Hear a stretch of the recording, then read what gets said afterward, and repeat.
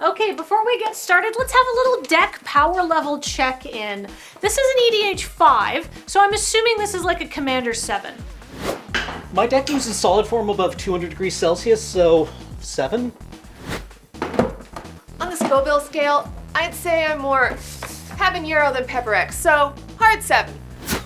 My deck thinks it's a Samantha, but I tested again, and it's definitely a carry, so probably a 7. High roll, everyone. Hey! You know, there's a perfectly good studio down the hall where you can play Commander. It's got a table, chairs, and a total lack of James trying to sleeve his cube. Oh, cool. Go!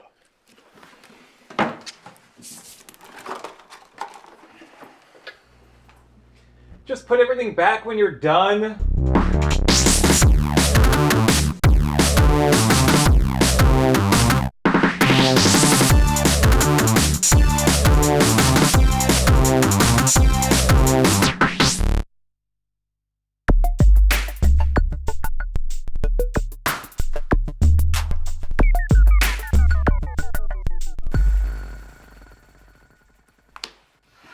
First one out? Yeah.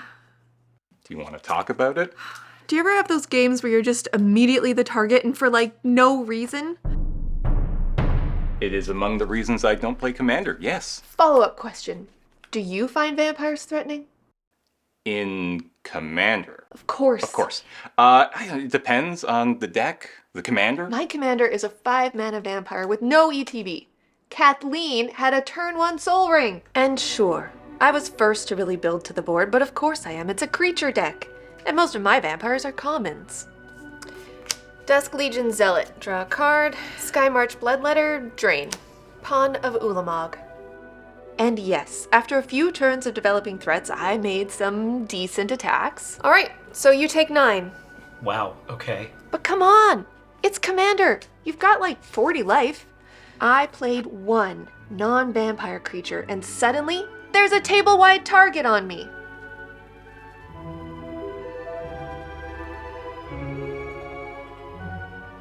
And then Cameron lowers the boom with his Zulaport Cutthroat. He tried to make it sound like he had no other choice. Well, I have no other choice. It was a torment of hailfire. He's running that? No, like he did a ton of damage to me. A truly blasphemous act. By which you mean... 13 damage to each creature. He overwhelmed me with aristocrat triggers. Well... Well, I'm gonna go get some Sleep of the Dead. But you can't run that.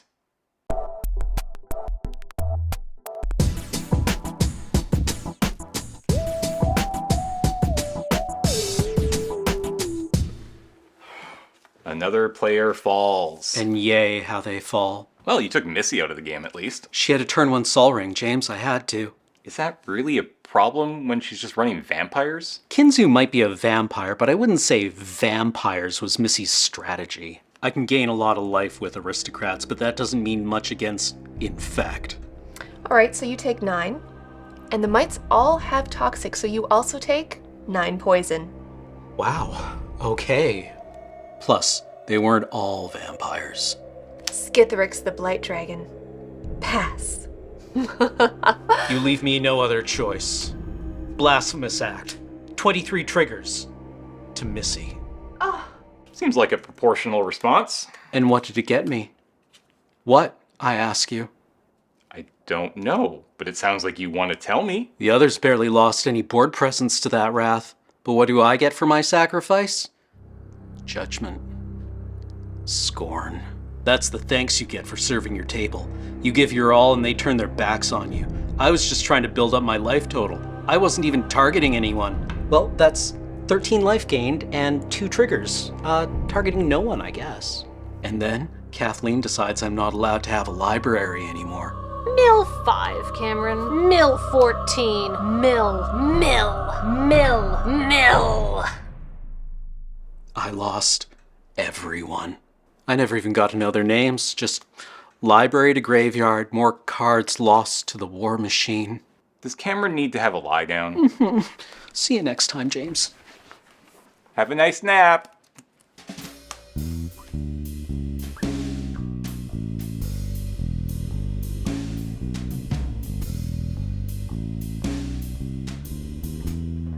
Game's finally over then? Correct, and as the winner, Adam is resetting the studio. Ah, well. Fun game though? It was a real one, to be certain. Started strong, though. Cameron had a turn 1 soul ring, and Missy immediately went aggro at him. I guess she was afraid of the life gain, but I didn't think that she had that fight in her. But then again, I also don't know how you play Infect and not think you're going to be the target. Cameron was pointing dozens of aristocrat triggers at her, and Adam looked like he was trying to stop Missy, but it was just a smokescreen for helping Cameron.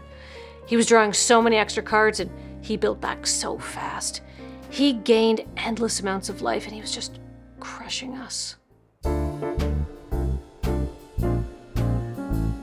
So I gain 13 life. That's 2 triggers, targeting no one. Because it says each opponent. You each lose 26. Cameron had to be stopped, and I was going to be the one to do it. Nobody else was up to the task. The task in this case being... Oh, you know how it is. Islands and swamps. Wet work. Eventually you get used to the millings. Uh-huh. But that wasn't enough to draw Adam out? Well, not when the target is running Wheel of Sun and Moon and keeps hitting you with his stupid hippo. His what? Attack with the Feldegriff. Attack with the Feldegriff. Attack avec Feldegriff. Attack Kathleen DeVere with Feldegriff. And I'm sitting there with a grip of top-tier removal, but I can't stop a purple hippopotamus. I still had all of these, James. All of these. I was told 1-for-1 removal is bad in Commander. Tell that to Adam. Nature's Claim Your Mind Crank. But it's not even doing anything. It's gaining you 4 life. 4 life? Ha! You can gain all the life you want in the world, but at the end of the day, when you're sitting at 20 commander damage, it's all just scribbles on the notepad. Nope. Surely you were using an app or something to track life. James! I'm just saying! Tracking a game of Commander by hand sounds like hell! I have another contract to do, James. I'll see you later.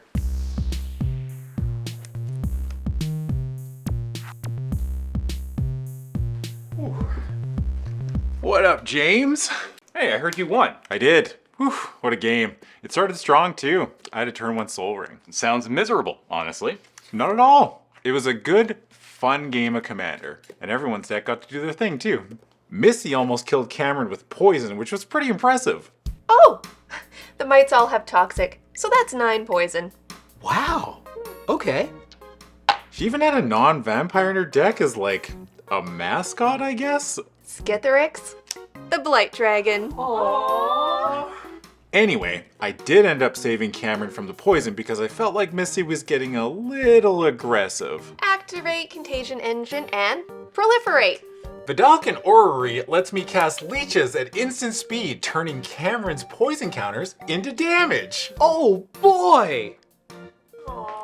And Cameron's deck, wow! I knew he'd be able to handle the leeches because I've never seen such a high life total. So you take 26 damage. Only if you draw 3 more cards. Don't mind if I do. Kathleen milled Cameron, which I guess was sort of a team effort. I had him drawing a lot of extra cards. I have almost as many cards in my hand as I do in my graveyard, and absolutely none in my library. Wow! But I did have to stop Kathleen from getting her combo off, which I felt a little bad about. Nature's Claim Your Mind Crank. But it's not doing anything. Until my Dusk Mantle Guildmage trigger resolves. It's gaining you 4 life. That's like a whole extra Feldegriff attack. But that doesn't matter if I'm already at 20 commander damage, Adam. You've already hit me with that hippo 5 times. And I got to attack with Feldegriff 6 times. To be fair, I rolled a dice to randomly select someone, and it kept coming up Kathleen, which was a shame. For Kathleen? For Feldegriff. He likes to explore all the corners of the battlefield. But then Kathleen and I had an exciting 1v1 in the end. Attack with Feldegriff! You got me. But check it out. I still had all these. This game is great. Thanks for letting us use the studio. Later, James. Well, I suppose the real truth lies somewhere between all of their stories. What? No, it doesn't. I was testing the cameras and I recorded the whole thing. Oh. May I see? Sure, yeah, come on. Pass. No, I don't pay for smothering tithe. Zulaport cut. No, I don't pay for Ristic Study. Go. Okay, I am going to draw for turn. And then I'm going to cast Vidalcan Orrery. And Winter Orb. Go! Okay, untap. Ah! One land. Oh!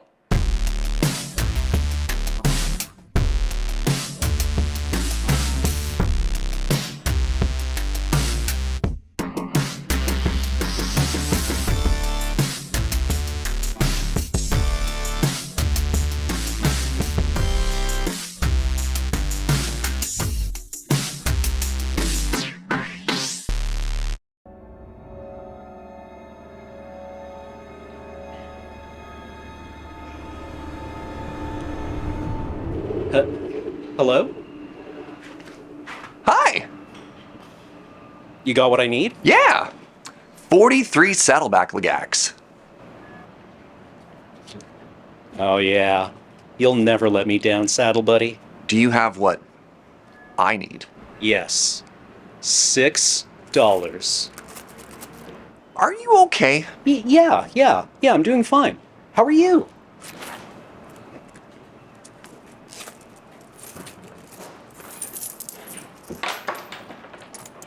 Thanks.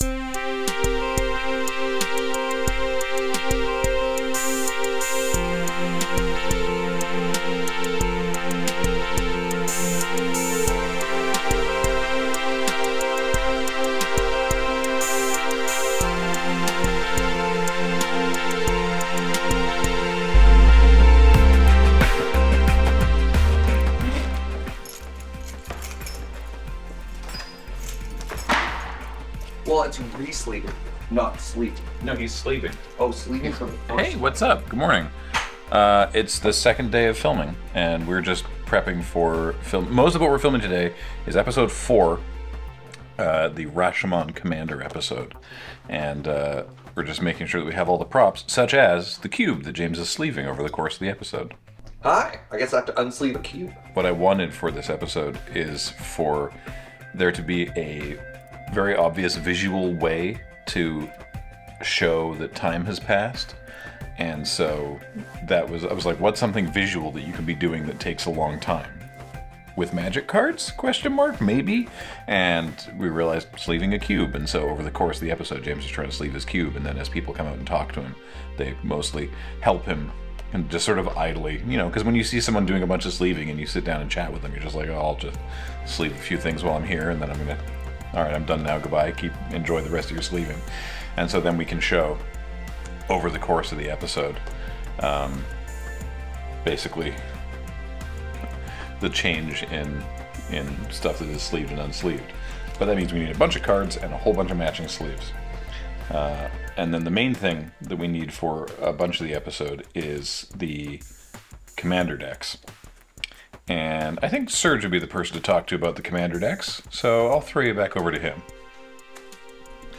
Good morning. This isn't something we normally do, but for the purposes of Friday nights, this is 4 commander decks.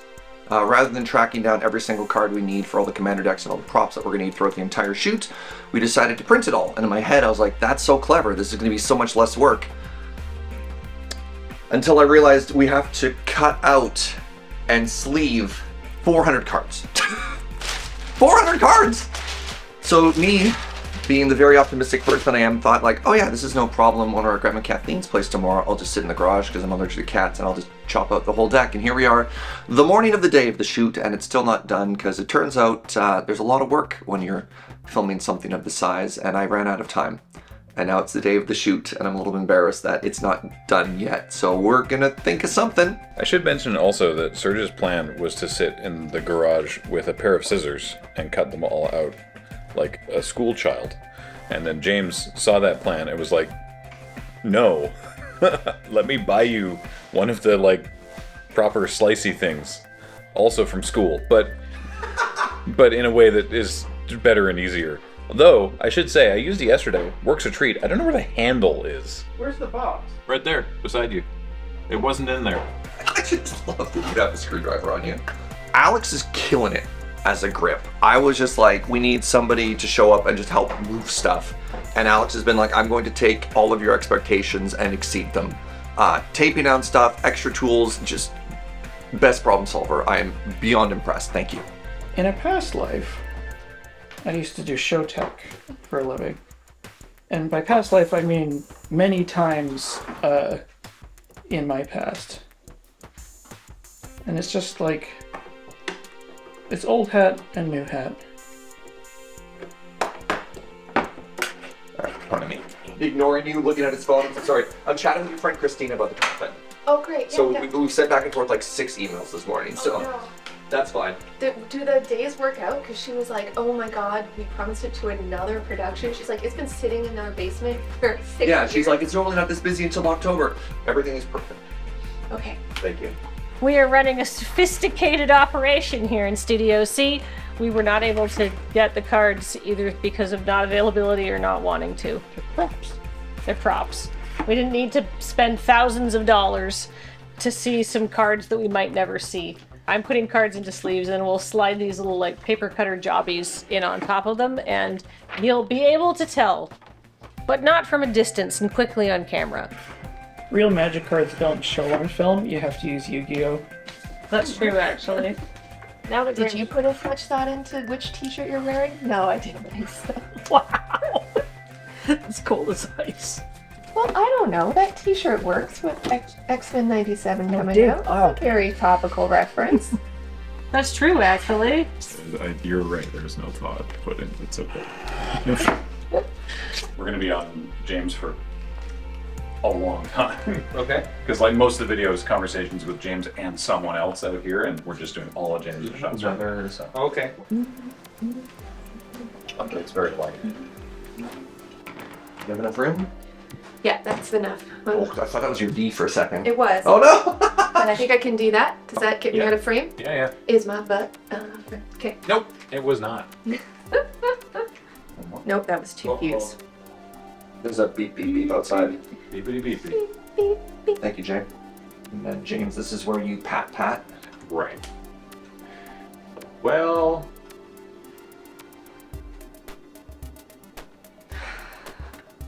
I'm gonna go get some sleep in the dead. Oh. Sorry. you sit in the manner that you wish to sit in. So like figure out where you want to be so that I can It's line like this up. sort of approximately like this.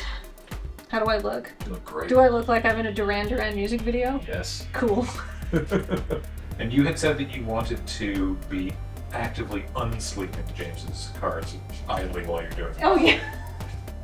I'm a helper. And go ahead, James. I was told 1-to-1 removal was bad in Commander. All right, later, James.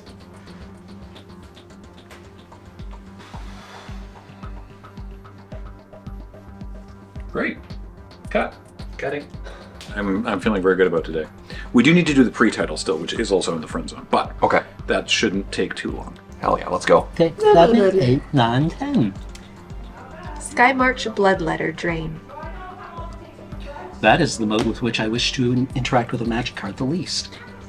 My first line in all of these episodes is if I went for my 6th straight 0-3. Try to say 6th straight. 6th straight. 6th straight. 6th straight. Yeah, I was like, oh, that's 6th straight. straight. Yeah. That's a lot of pithis. Yeah, what a delightful little tongue twister. Yeah. 6th straight. I went from 6th straight.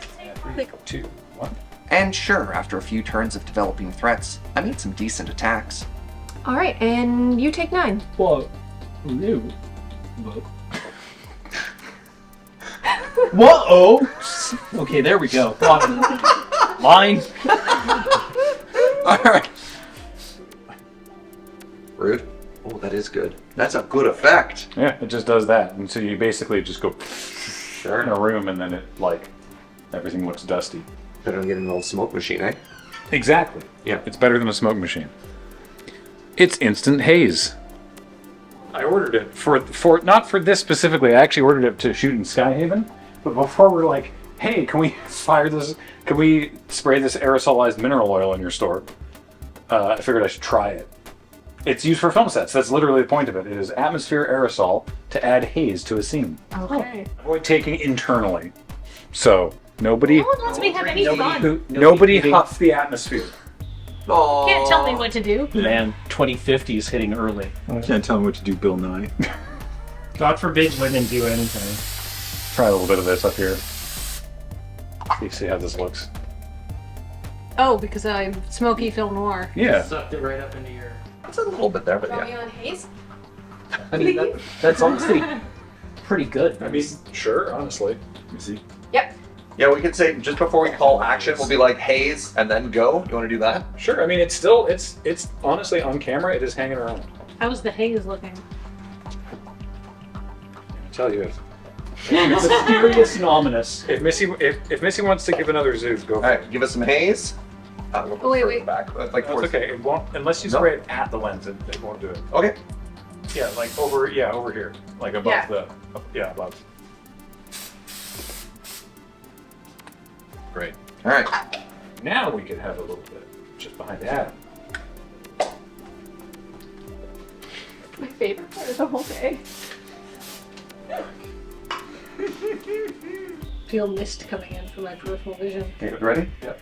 I'm sitting there with a grip of top tier removal. Go ahead. Oh. Great. Cut. That's it. That's all we needed.